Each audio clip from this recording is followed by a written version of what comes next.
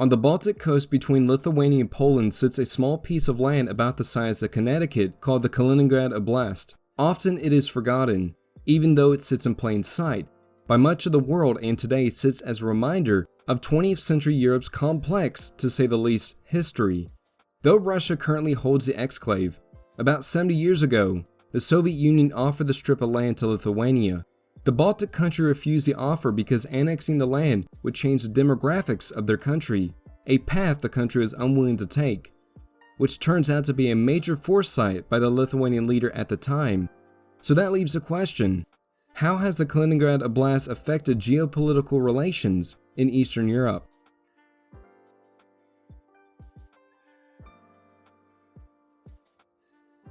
Long before the territory was a Russian province, the city was called Königsberg and was founded in 1255 by the Teutonic Order during the Northern Crusades. The German state in its many forms would continue to hold on to the city and the surrounding lands until World War I, when they would be disconnected in the post-war negotiations. The succeeding nation, the Weimar Republic, was now split in two by the newly created Polish corridor that separated the main portion of Germany from East Prussia, where Königsberg was located. This German exclave would continue to be isolated until the invasion of Poland in 1939, when Poland was conquered and partitioned by Nazi Germany and the Soviet Union.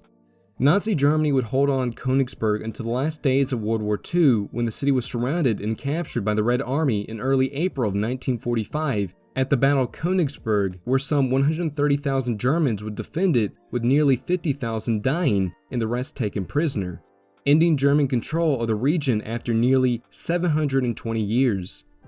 The post-war Potsdam Agreement saw the Soviet Union incorporating Königsberg into the Union as Kaliningrad.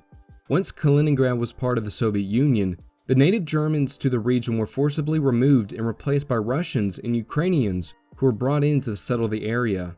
However, the Soviet Union was not too keen on holding onto the exclave for long.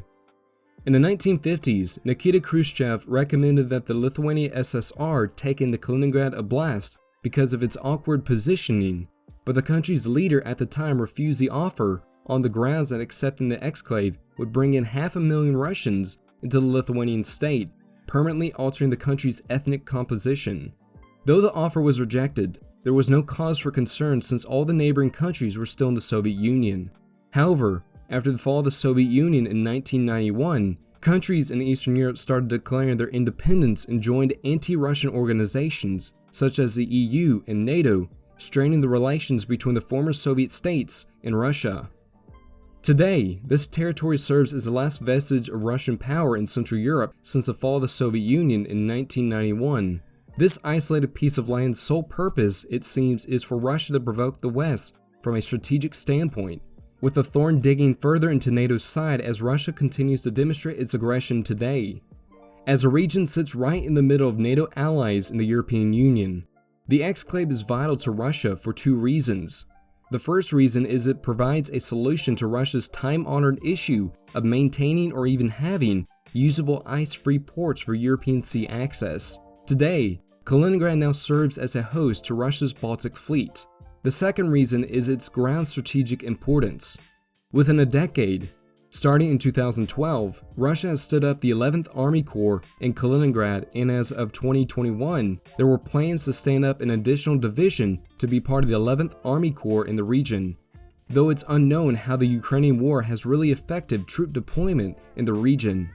This act, as well as stationing 10 SS-26 Stone ballistic missiles in the region, has furthered NATO's concerns about the region. So much worry has arisen that we are left with another political situation coined with the creative name of the Kaliningrad question.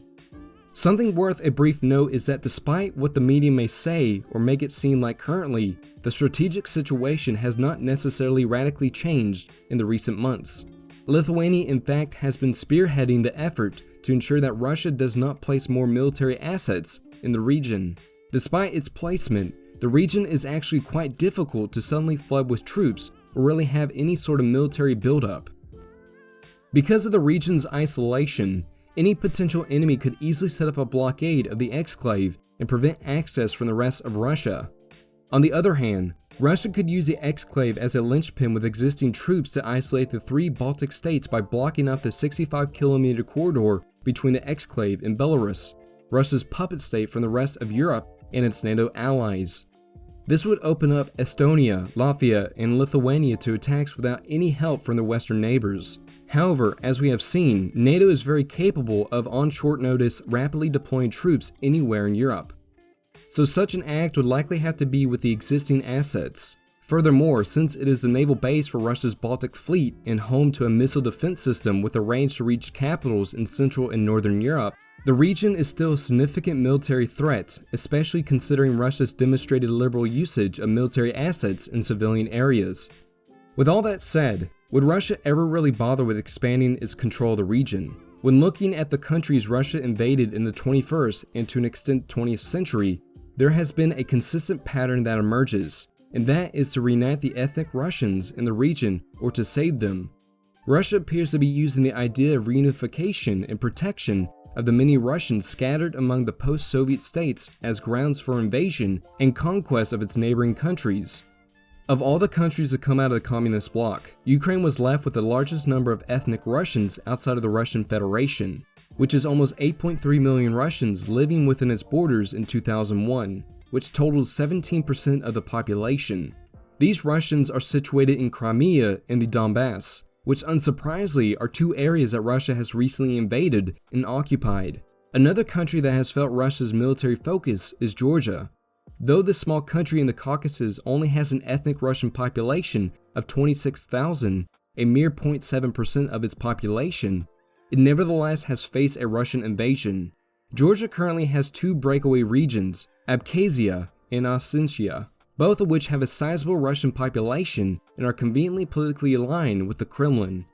It might be only a matter of time until Russia turns its attention to countries in Central Asia and the Baltic, 2 areas that still have a notable Russian population.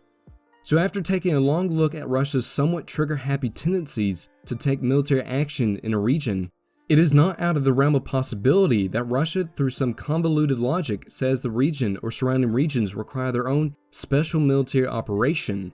However, Russia currently is likely far too strained to open up a front there anytime soon. Russia is not alone in the region though. One country that has helped Russia immensely in its modern-day drive for hegemony in Eastern Europe is Belarus. Though not officially a part of Russia, Belarus is in effect a Russian satellite state that has been used as a staging point for Russian forces, as seen in the Russo-Ukrainian War this year. The use of Belarusian borders has effectively expanded the Kremlin's reach to countries that do not share an actual border with the Russian Federation, allowing Russia to get closer to its exclave on the Baltic Sea and to other potential enemies, such as Poland and Lithuania. However, the use of Belarus's territory is a double-edged sword. Belarus's borders are shaped like an arrow that is sticking right into the heart of NATO-aligned countries, essentially creating a large salient on the European continent, effectively opening up the country and subsequently Russia to attacks from 3 sides. Because of this, its geography has forced Russia to defend a line that stretched from the Baltic Sea to the Black Sea, which is situated on the northern European plain, a swath of land that has no natural barriers to use for military defense. With the inclusion of the Kaliningrad Oblast, Russia's position is precarious. This is why the Kremlin has been adamant to control neighboring countries, either directly or by proxy, to reduce much of the salient as possible so Russia would have less to defend in case a war would break out in Eastern Europe. However, what Russia will actually do with the land is hard to say. A year ago, it could have been argued that some fairness that they may have launched their next crusade in defense of the Russian people from it. But today, it's truly anyone's guess. Russia's resources are strained and it would make very little sense to try and launch an operation from the region. But it also made very little sense to invade Ukraine.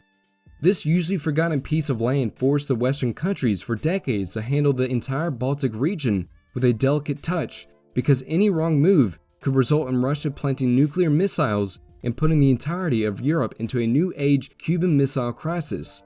But this time with the far worse relations due to the ongoing NATO and European involvement with their Russo-Ukrainian War. Russia may have difficulty launching a full-scale invasion, but if we learned anything from the past 2 years, anything is possible and we simply cannot ignore the facts that it would be not only strategically foolish to give the land up, but also to be complacent and brush it off as useless could very well lend credence to the adage that complacency kills.